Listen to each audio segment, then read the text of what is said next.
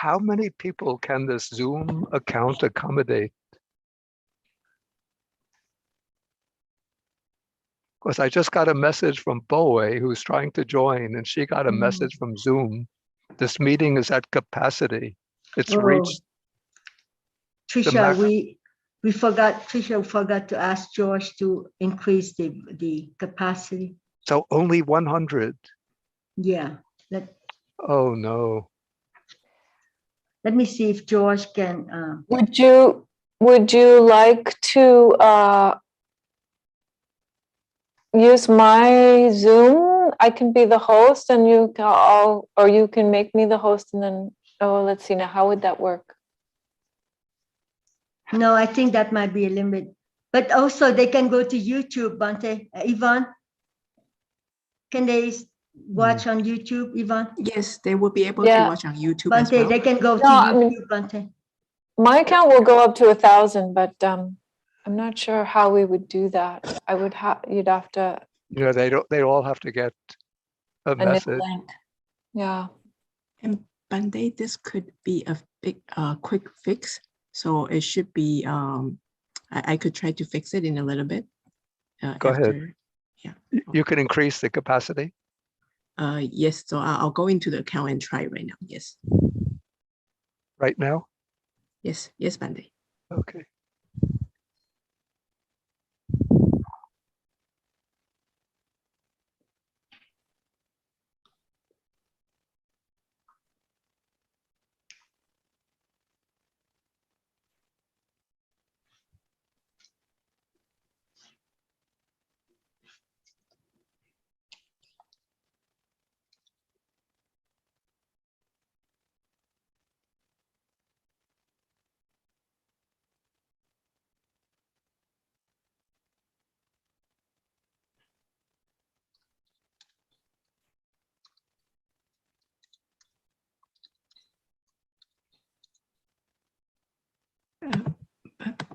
So Bande, so while I'm trying to increase the capacity, so it might not take effect immediately, but it should maybe in 15 minutes.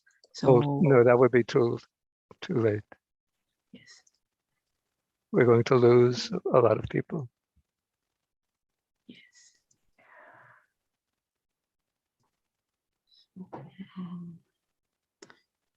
Would you like me to create a link and you could email it to everyone immediately? I think we should stay with this one, Aya. I think. Okay. Yeah, but now we're losing if you have 200 people who want to come on. But another option is they can send the email for people to view on YouTube. And then by tomorrow, everything would be okay. on. Yes. Sorry, Bande. No.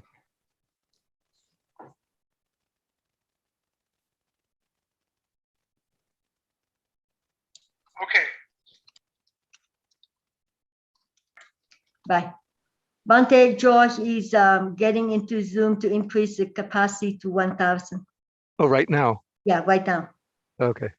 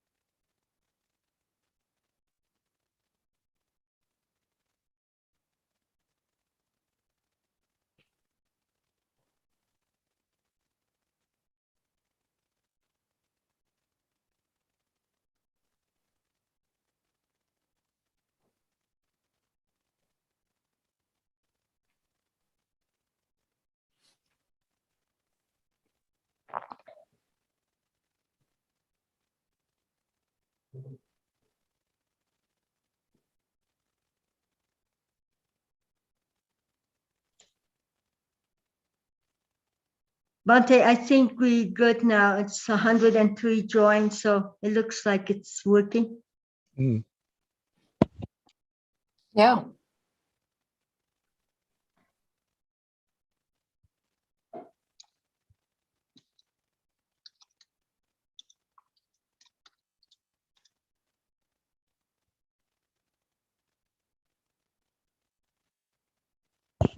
Okay.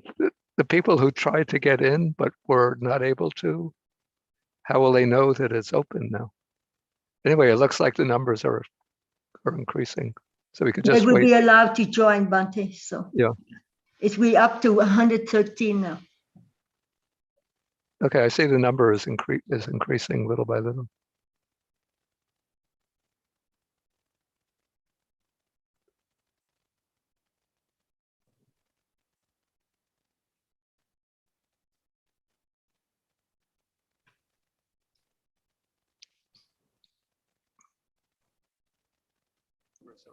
Bhante, if you give me one moment, I'll go through anyone who's emailed the info line and let them know. Okay.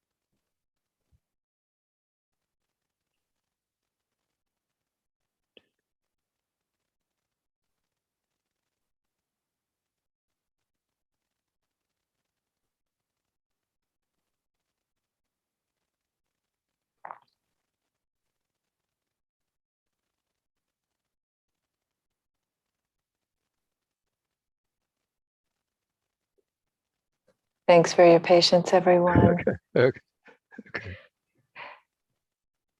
Just Okay, I allow think, a little more time. yeah, I think at this point we can start, even though some people might trickle on. Okay.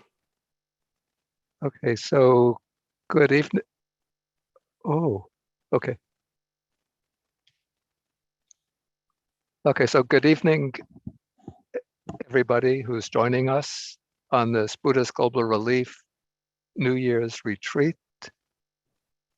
Originally, we were planning to hold a retreat over the New Year's weekend, but some of us had other engagements on that over the weekend.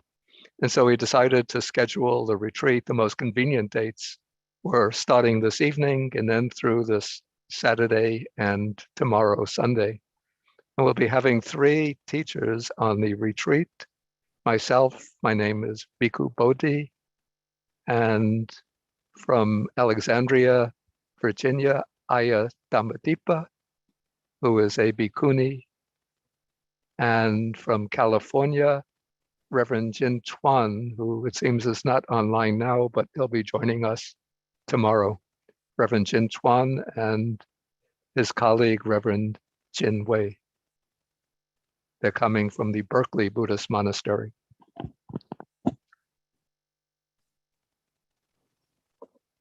Okay, so today's session, this is going to be the first time that I've ever done something like this, since it's the new year, and it seems that if we look at the calendar, really, every day is essentially the same as every other day.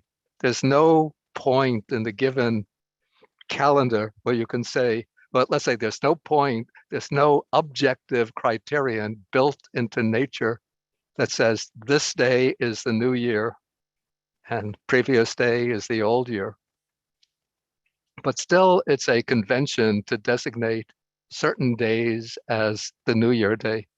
And the day that's designated as New Year differs in different traditions.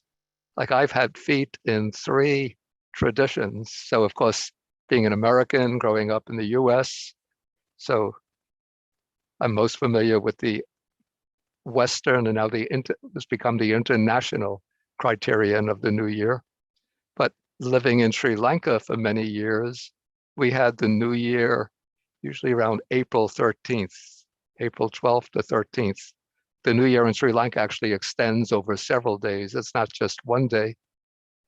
And now living in a Chinese monastery for several years, we celebrate the New Year usually starting the new moon in the month of February and continuing for 2 weeks until the full moon of February.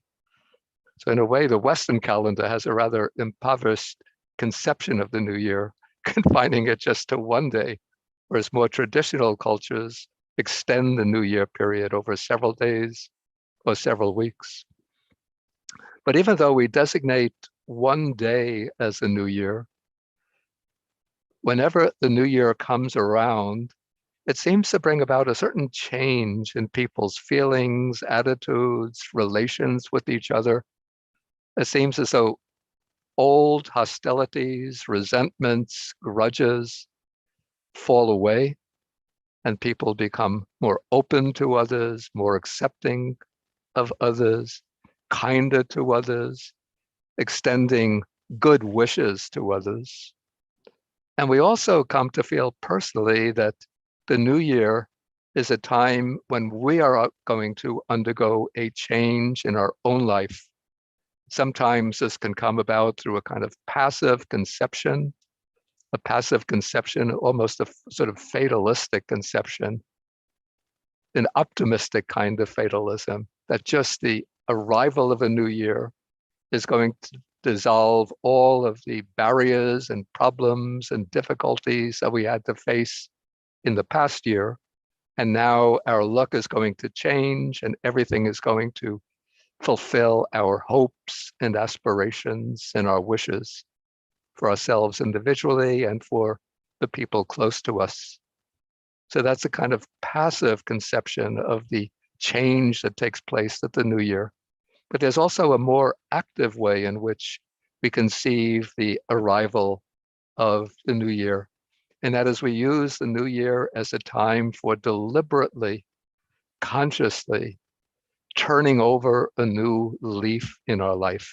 It's a time when people make New Year's resolutions by which they determine that they're going to give up their bad habits, their bad practices, and instead commit themselves to a more wholesome way of life, to develop good habits, good practices.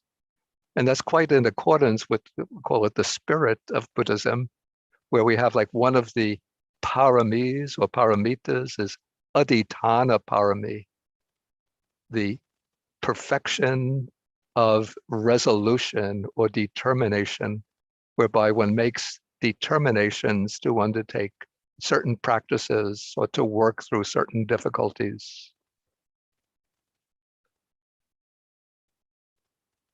Okay, and people in traditional Buddhist cultures also look at the new year as a time to receive blessings. And this is an idea which maybe is not so widespread here amongst Western practitioners of Buddhism, but it plays an extremely important role in the lives of traditional Asian Buddhists. And that is that one sees the new year as a time to receive blessings, to open oneself to blessings, particularly to what I call the blessing power of the three jewels, the triple gem. And so on New Year's, people will go to the Buddhist temple or monastery in their neighborhood.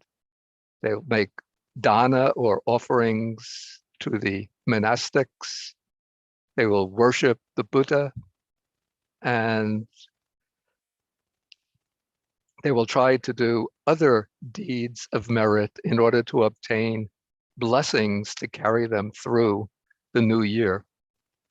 And this kind of practice involves certain qualities, which I have to say, frankly, are rather underrated and sometimes even neglected in contemporary Western Buddhism. These interrelated qualities I call faith, confidence, and devotion. That is, one arouses and strengthens one's faith in the ultimate objects of Buddha's faith, which are the three jewels, the Buddha, Dharma, and Sangha. One strengthens one's trust in the three jewels. That trust is what we call in Pali, we have the word pasada, which I translate as confidence. But usually the word in English, the word confidence suggests self-confidence. He's a confident man, which means that he can go in front of a group and speak or carry on business dealings without any kind of hesitation or self-doubt. But the word confidence, the word that I'm translating as confidence, pasada, suggests the clarity of mind, the tranquility of mind that comes when one finds objects of refuge in which one can place trust. And so when one encounters those objects of refuge and places trust in them, the mind settles down and becomes tranquil, peaceful, and light, luminous. So that is the sense of pasada, confidence, and devotion implies or suggests a feeling of reverence or veneration towards certain objects, certain entities that are considered the most precious, the most valuable, the loftiest entities, you could say, in the entire universe. These are the entities on which our spiritual development and ultimate spiritual fulfillment depends. And in the Buddhist tradition, of course, these ultimate objects of refuge, of devotion, of faith, and of confidence are the three jewels, the Buddha, the Dhamma, and the Sangha. And now I want to share a sutta with you, and then what we're going to do today, and I said this is the first time that I've ever done this, is to go through a sutta called the Ratana Suta, the sutta on jewels, on gems, on several of the verses. We'll read them together and then do short meditations on the qualities of the Buddha, Dharma, and Sangha mentioned in the verses. But before we come to that sutta, I want to take another sutta. Let me just see where I have it.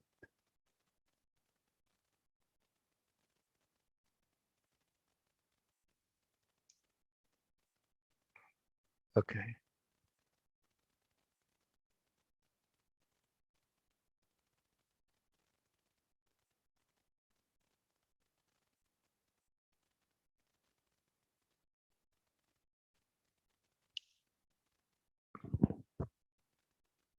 Yeah, so this sutta is from the Anguttara Nikaya. It's the book of the fours, and the sutta is number 34, where the Buddha speaks about four foremost kinds of confidence. And so what are the four? So he goes through them one by one. So the first concerns living beings. So among all living beings, whatever living beings there are, the foremost among them is said to be the Tathagata, the Arahant, the perfectly enlightened one. So these are three different designations for the Buddha. The Tathagata means literally one who is thus come or thus gone. And there are various interpretations of this rather, let's say, enigmatic term used for the Buddha. And so I I always leave it untranslated, but it suggests that the Buddha is one who has arrived at the ultimate goal, the one who has fully realized the nature of reality in all of its different facets and dimensions, and is able to teach the real nature of things and to guide others along the path to the understanding and penetration of the real nature of things. The word arahant, which is used for all of those, whether the Buddha himself or his disciples, who have eradicated the defilements of the mind, greed, hatred, delusion, and all of their offshoots, and thereby gained liberation from the cycle of samsara, the cycle of repeated birth and death. And then the Buddha, of course, is called the perfectly enlightened one, Samma Sambuddho, the one who has awakened to, fully understood, penetrated the nature of all phenomena. And so this first sentence declares that of all living beings in all the different realms of existence, from the heavenly beings, the devas, the divine beings above them, the brahmas, and then down through all human, the entire human population, the foremost of living beings is the Buddha himself. And then the text says, those who have confidence, this trust, this devotion towards the Buddha, have confidence in the foremost. And for those who have confidence in the foremost, the result is foremost. Now, this last phrase here is pointing to, let us say, the karmic consequence, the karmic benefit of placing trust, placing faith in the Buddha. Since when one has confidence in the Buddha as the foremost, then one attunes one's own mind to the qualities, the virtues of the Buddha.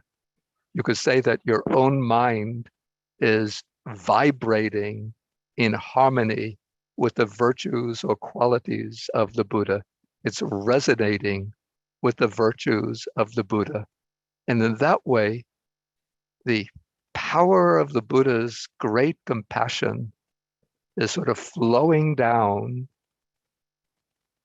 through your own mind, focused on the qualities of the Buddha and transforming at a very deep level the nature, or you maybe call this the vibrational level of your own mind. There is a Pali word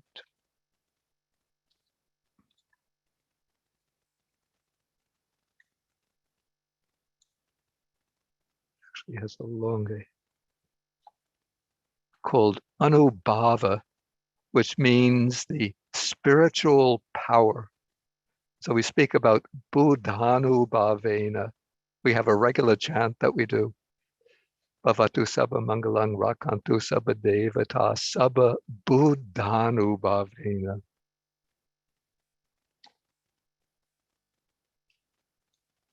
That by the spiritual power of the Buddha, sadasoti bhavantute, may you always be safe. And so when we place this mind of trust or confidence in the Buddha, then we're able to partake of this spiritual power, the spiritual might of the Buddha, flowing down through the power of the Buddha's qualities, the qualities that make the Buddha foremost, which are basically complete purity, in the sense that he's eradicated all the defilements and the subtle traces of defilements, even the little subtlest roots of defilements have all been removed in the mind of the Buddha.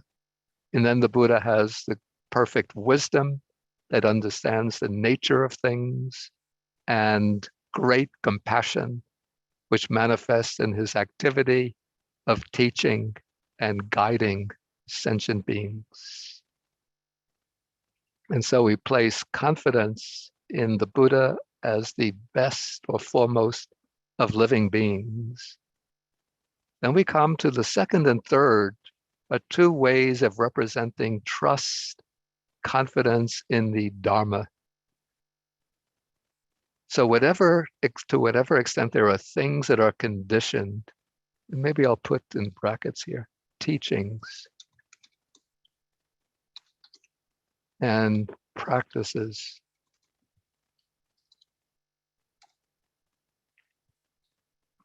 The Noble Eightfold Path, the word here is Dhamma, which here can be understood in the sense of teachings and practices. So to whatever extent there are these teachings and practices, the Noble Eightfold Path is declared the foremost among them.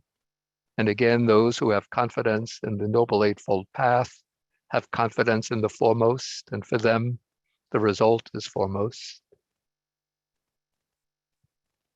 And then we have another aspect of Dhamma. So to whatever extent there are things conditioned or unconditioned. So maybe we could here render this as realities, things that exist that are real.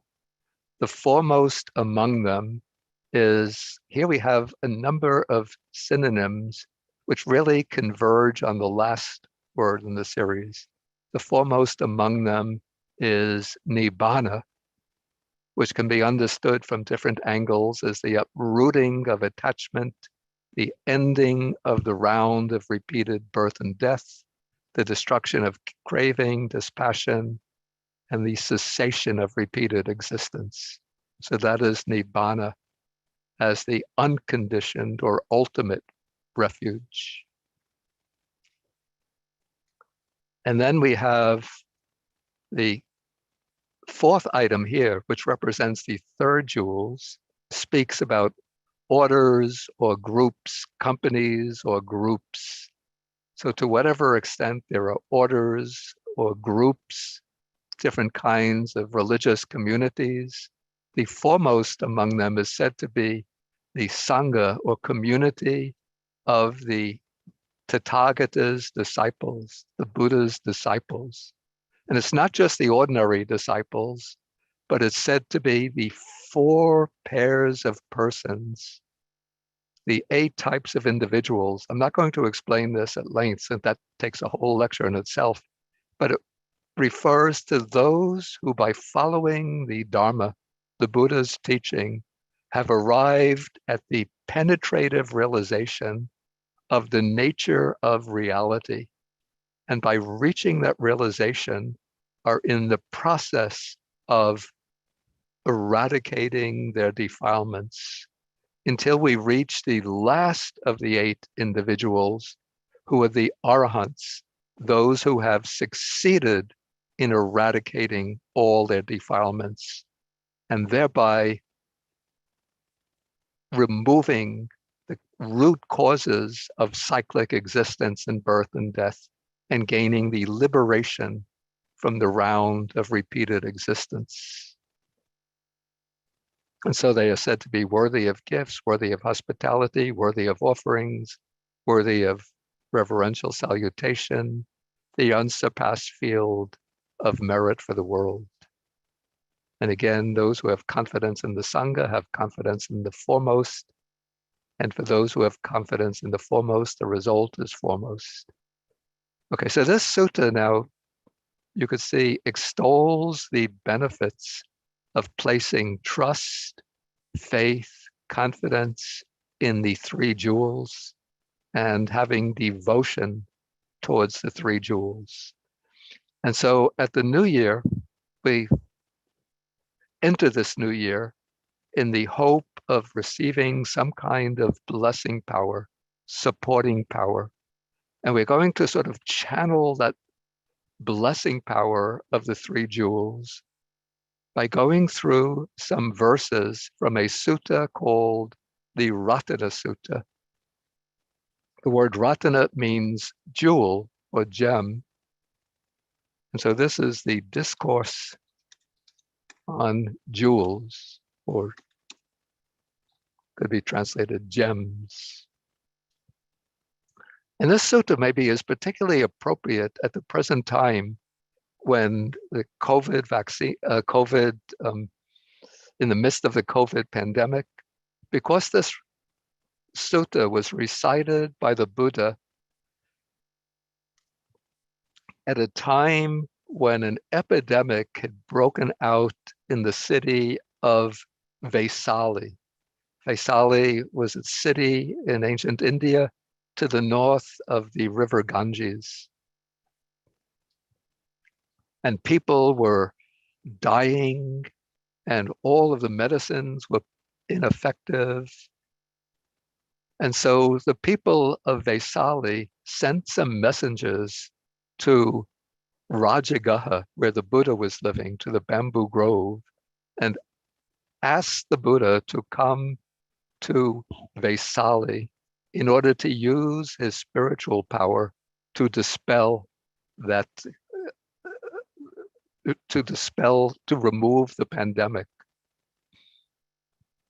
And so the Buddha traveled to Vaisali, accompanied by the community of monks. And when he arrived at Vaisali, then he recited the sutta to the Venerable Ananda. He told Ananda to get a bowl of water and a twig of a kind of a plant.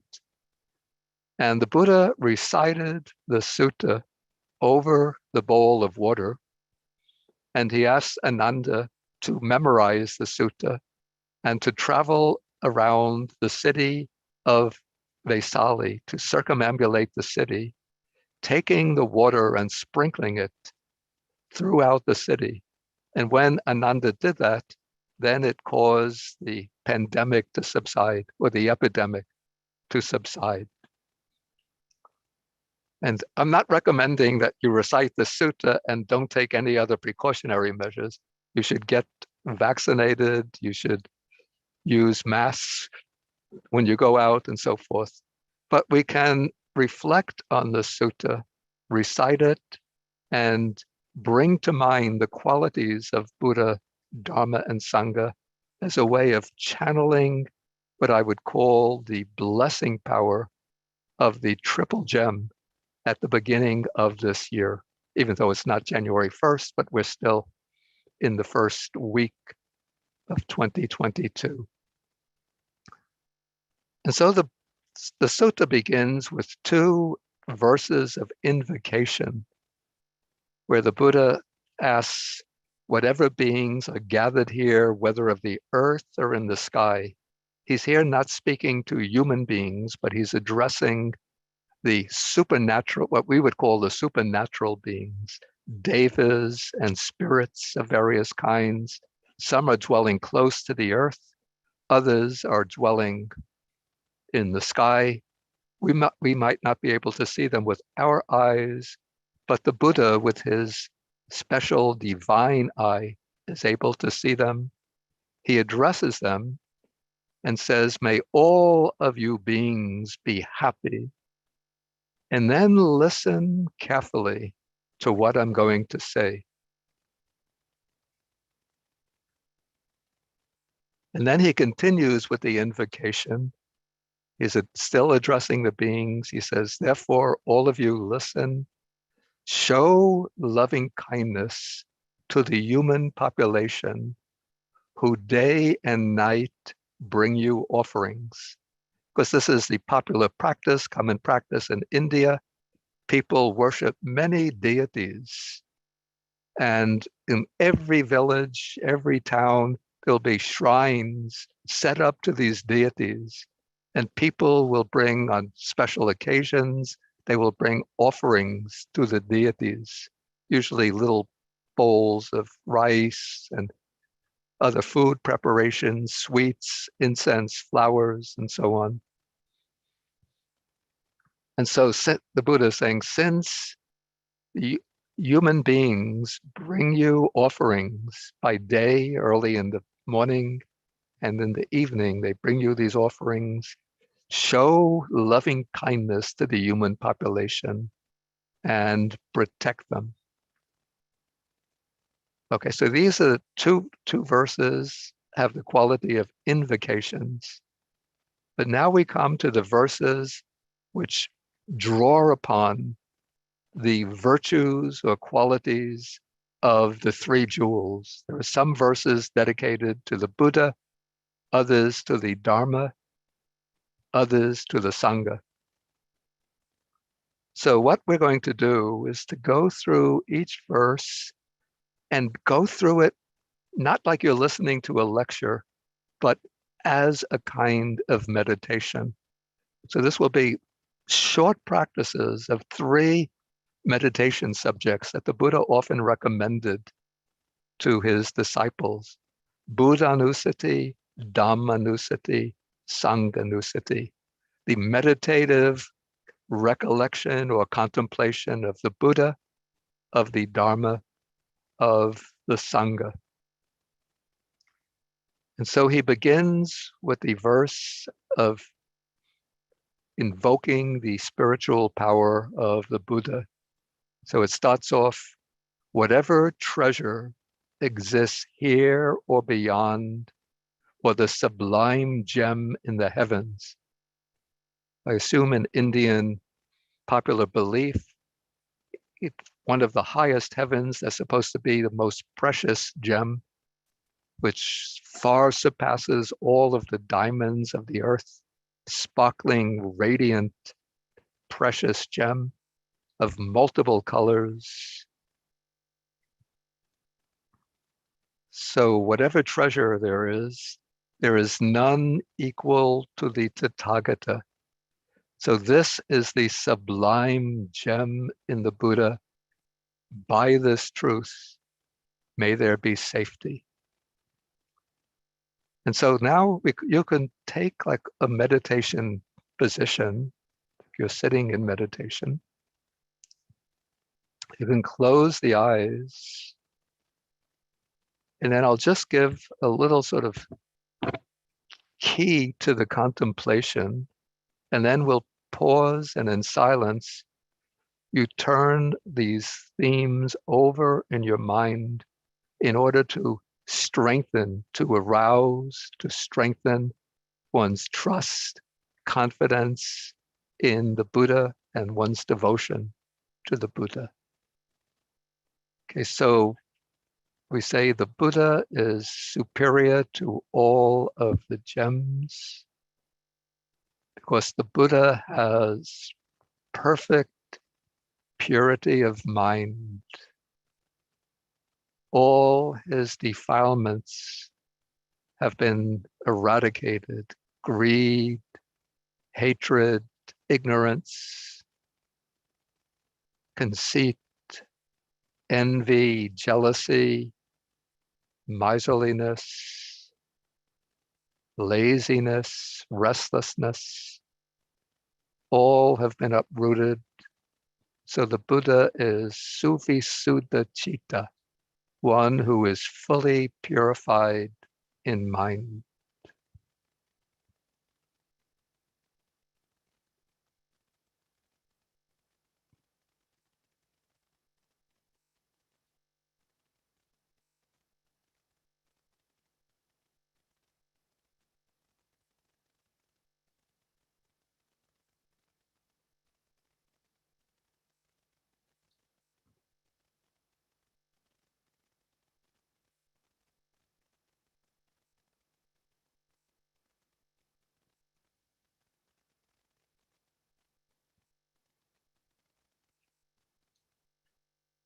Then the Buddha is Sammasambuddho. He is the one who is perfectly enlightened, fully enlightened, the one who has understood the nature of all dharmas, of all phenomena, and the one who can teach the way to liberation flawlessly. So again, focus on the great wisdom of the Buddha as the enlightened one.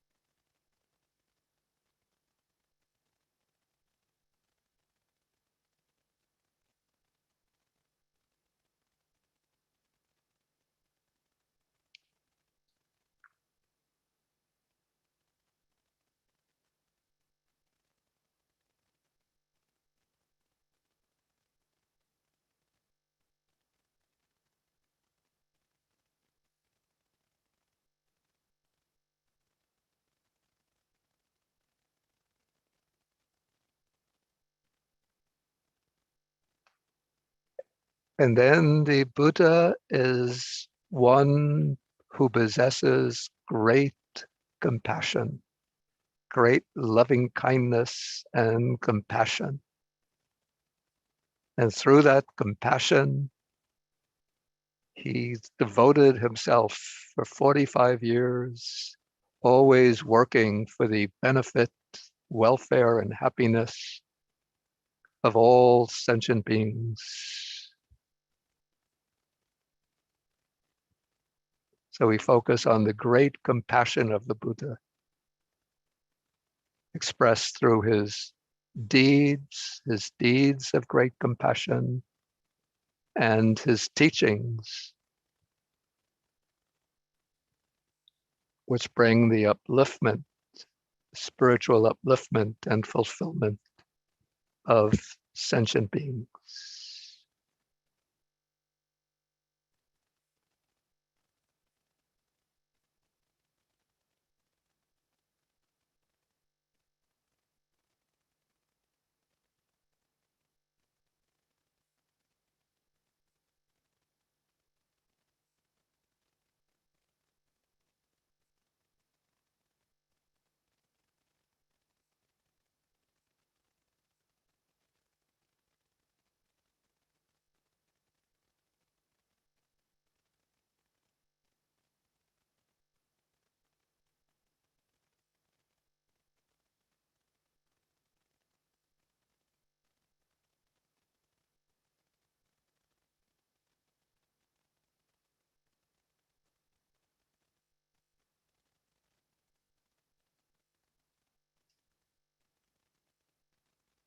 Okay, so now we've brought to mind the spotless purity of the Buddha's mind,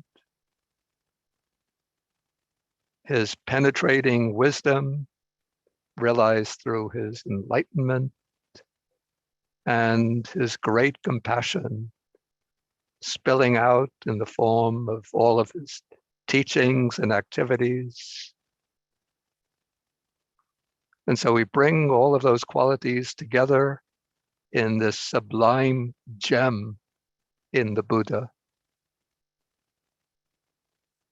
And then we can generate on this basis the wish that there will be safety, security, and well-being for ourselves,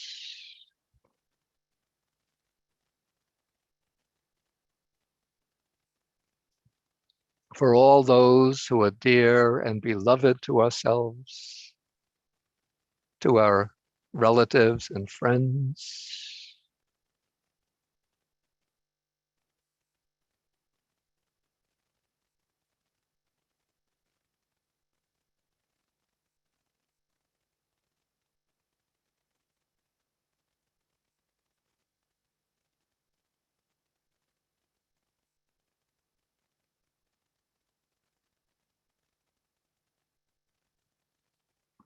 to our communities, whether your neighborhood or some other community to which you belong.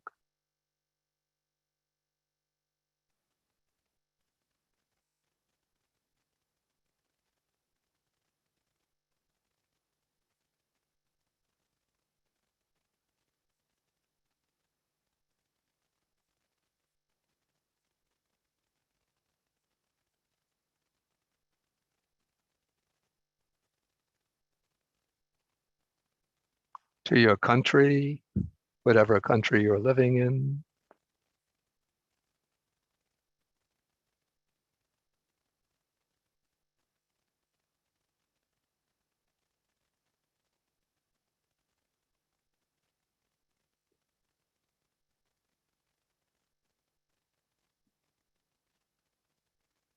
And to the world.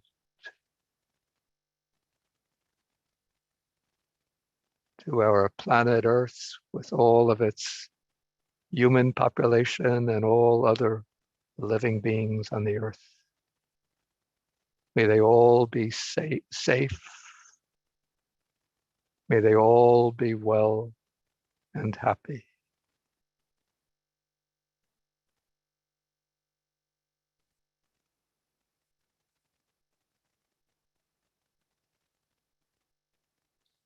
So that is drawing the spiritual power of the Buddha.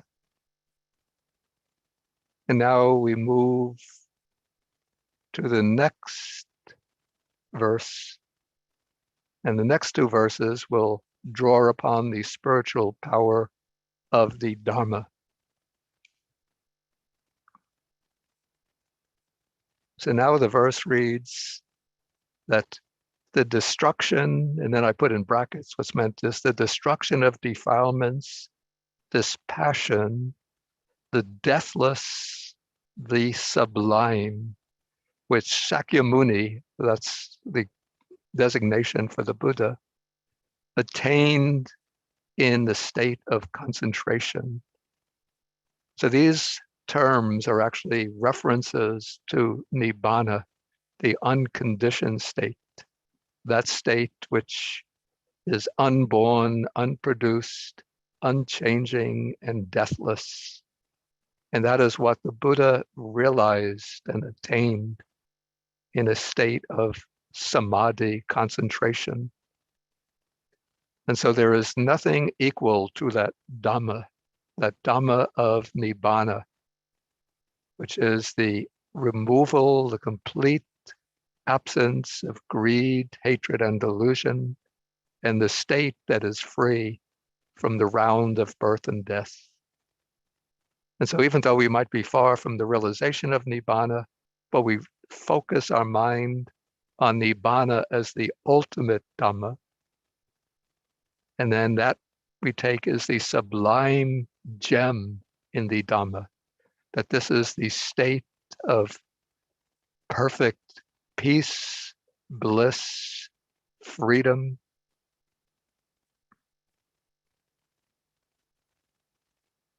And then we direct our mind, having turned the mind to these qualities of the Dhamma as Nibbana.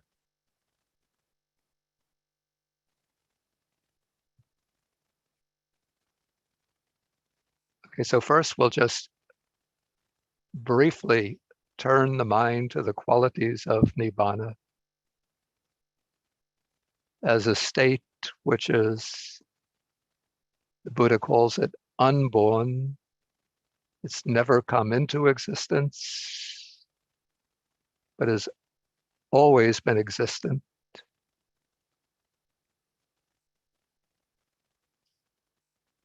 It's not subject, it's undecaying.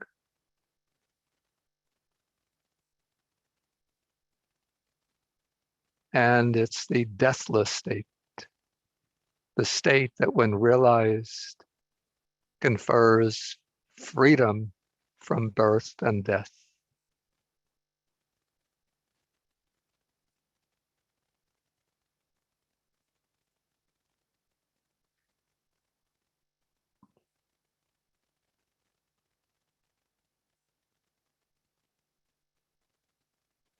And so we draw upon the idea of this as the sublime gem in the Dhamma.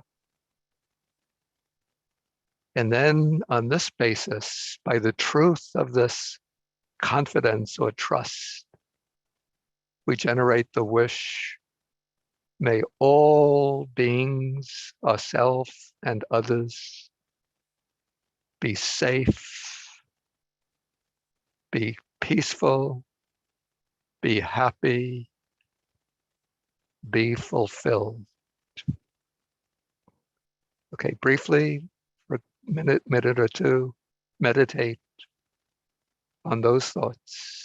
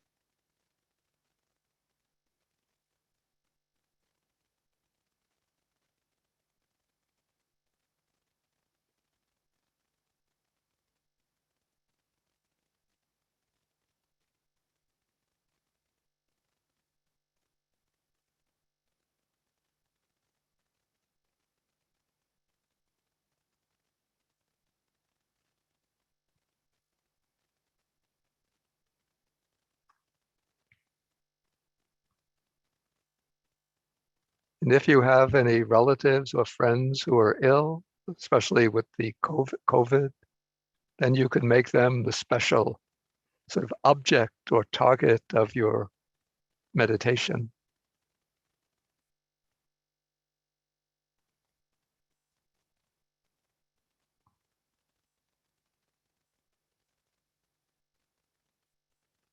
Okay, now we come to the next verse, which is again a verse of praising the Dhamma. But this is praising the Dhamma from the aspect of the path. The previous verse praises the Dhamma from the aspect of the goal of Nibbana or liberation. But this is praising the Dhamma from the aspect of the path. And it's a little obscure, but I'll just read it and then explain. So it speaks about the purity that the Supreme Buddha praised, which they call concentration, samadhi without interval. The equal of that concentration, samadhi, does not exist.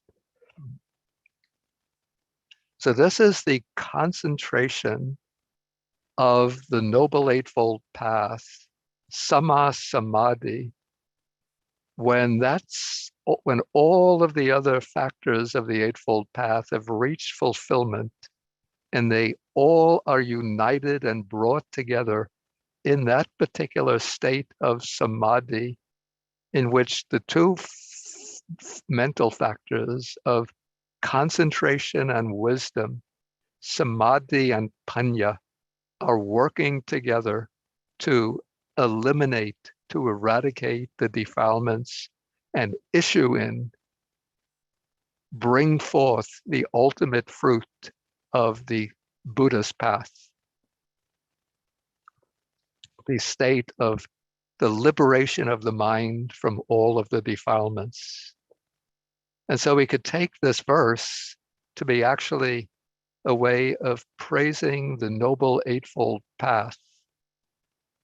And to put it sort of in the simple way, we could simply think of the 8 factors of the path that we try to implement in our life: right view, right intention or motivation, right speech, right action, right livelihood, right effort, right mindfulness, and right concentration. And so let the mind dwell on that path as an integral whole.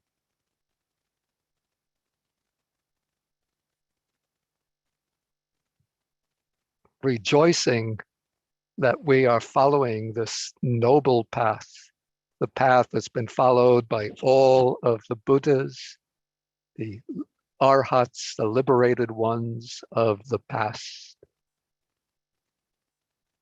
And so we focus the mind on that path, particularly in its culmination in that Samma Samadhi.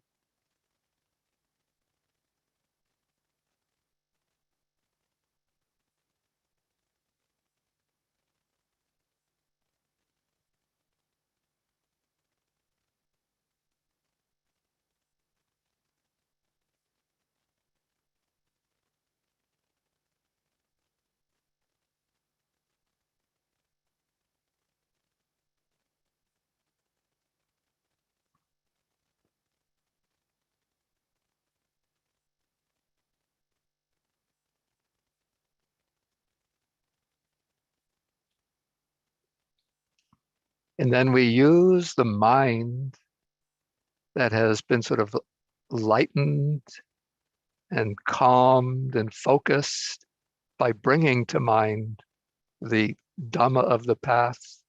We suffuse that mind with loving kindness, and we generate the wish, may there be safety. Again, safety for ourselves, our loved ones, community, nation, and world.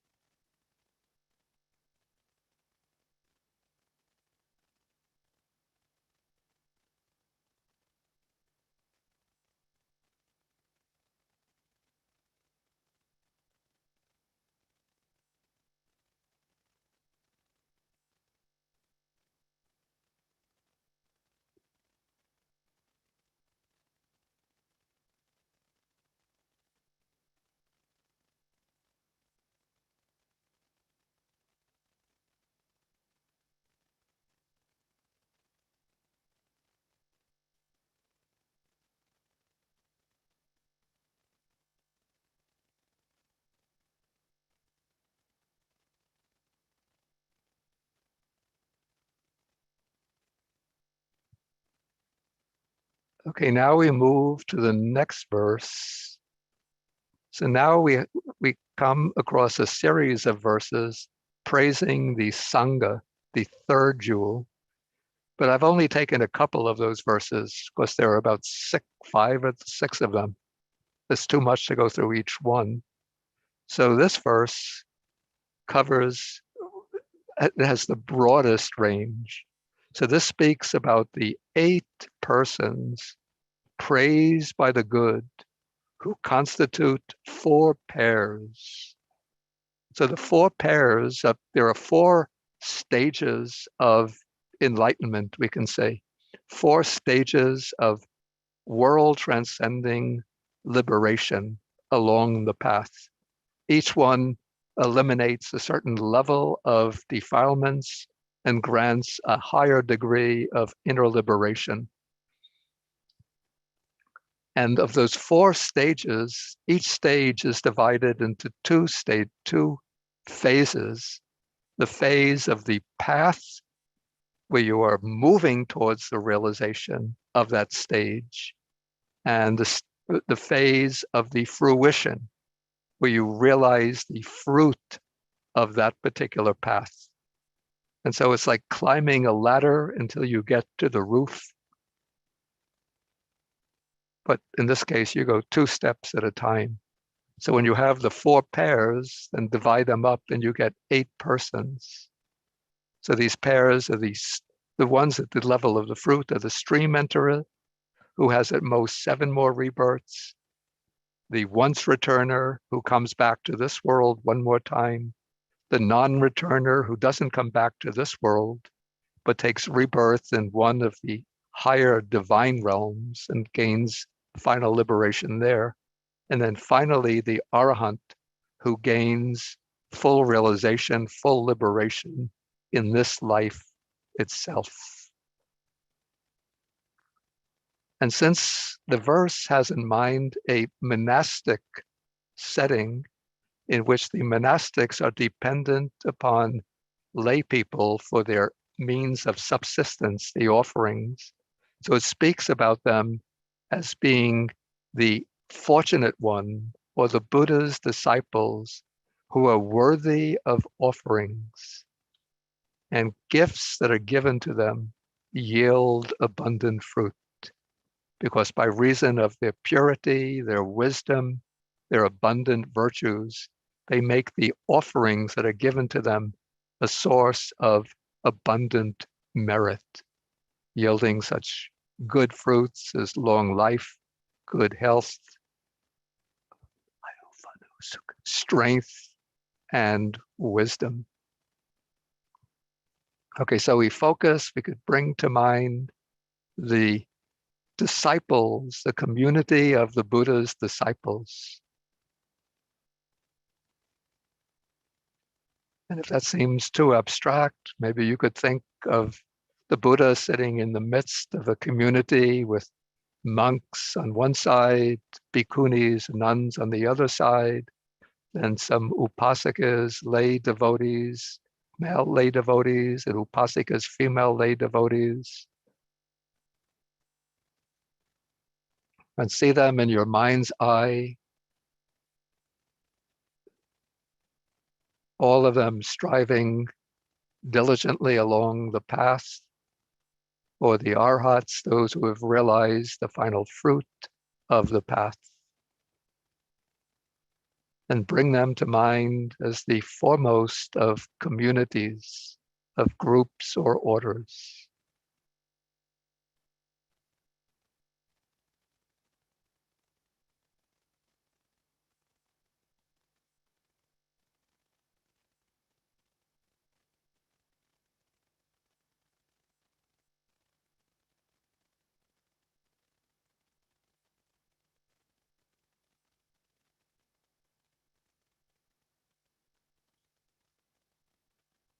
And then, having directed your trust, your faith, your devotion towards the Sangha, the noble Sangha, now by this truth, generate the wish, by this truth, may there be safety, security, and well-being for myself and all other living beings.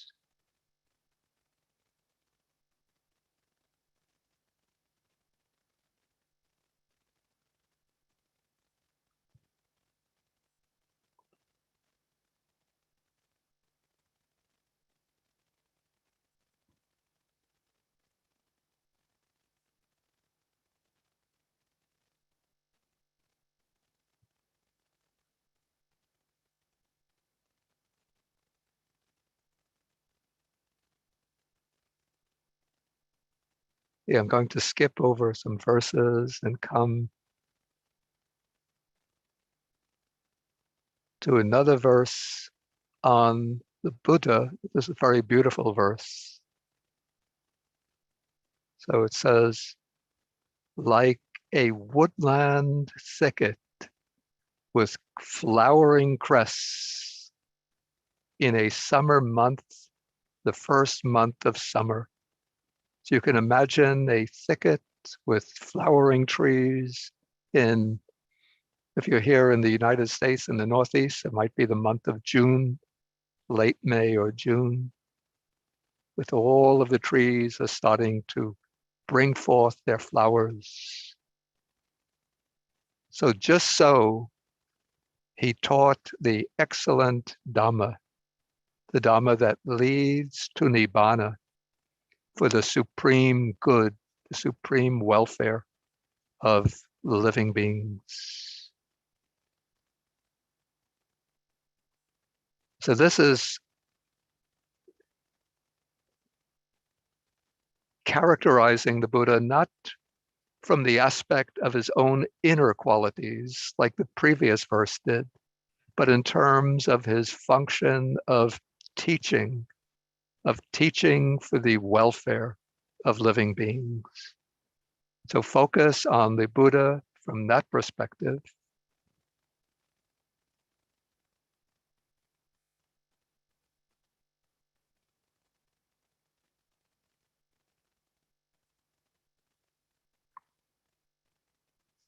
The one who is taught that sublime Dharma.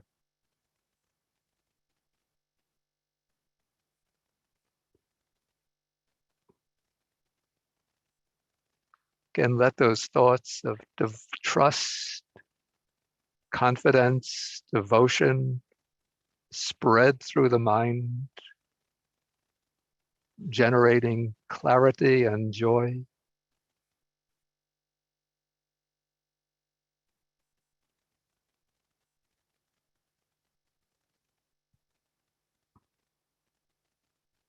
And then think that by this mind of confidence and by this truth, may there be safety. And maybe now we could think of all of the people who might be afflicted with the coronavirus in whatever of its variants they've contracted, especially those in hospitals and their family members, and generate the wish, may they be safe, may they be well, may they be secure.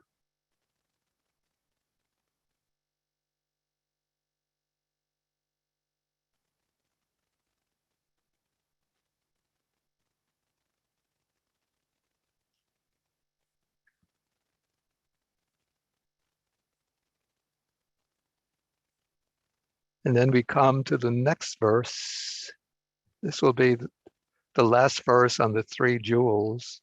And this one is again on the Sangha, but it's focusing on the Sangha only from the aspect of the Arahats, those who are fully liberated. Again, the words need some elaboration. So they've destroyed all of their old defilements, and they no longer originate any new ones. And so their minds have become dispassionate towards any future rebirth within the cycle of samsara. And so the wise ones had said, go out like a lamp.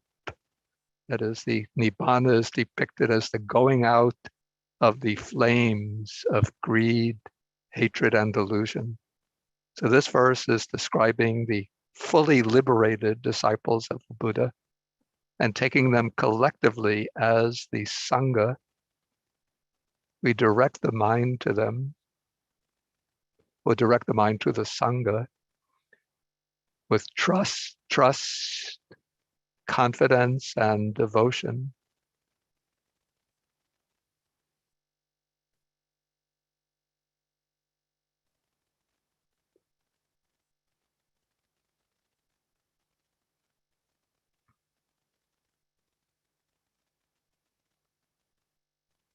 And then on that basis, we form the wish, may there be safety, may there be peace, may there be security, well-being, and happiness for all.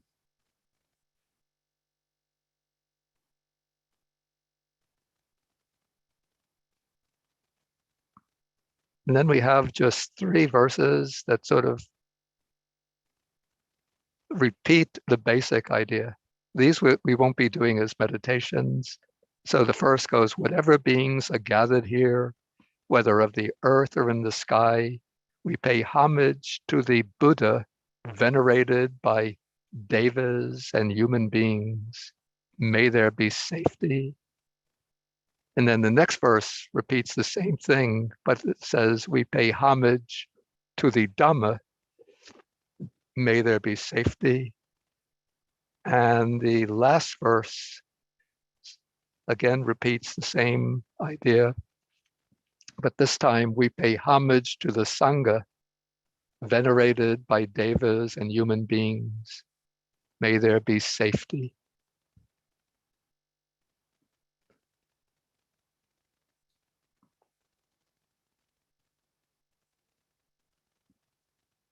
So just for about 2 minutes, you could generate a mind of loving kindness, spreading it out over the whole earth, the whole world,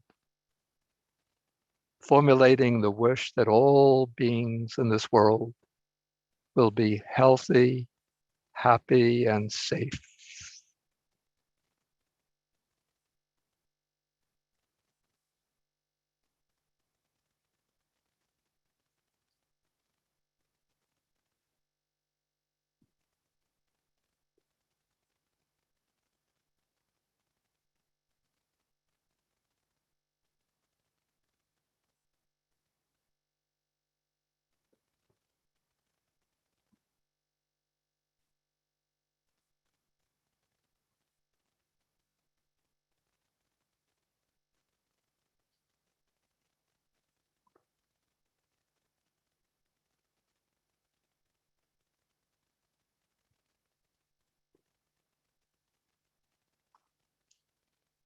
Okay, you can relax now.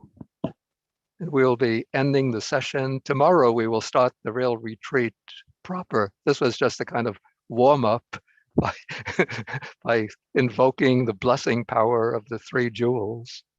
And tomorrow, starting tomorrow, we'll be having sessions on 3 themes that are appropriate, I think, for entering the new year, for meeting the new year.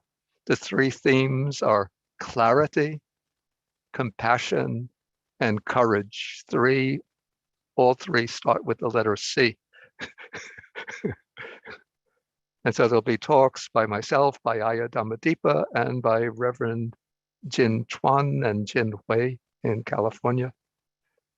Okay, so I think we will end today's session. And thank you all for joining, and thanks to the technical staff.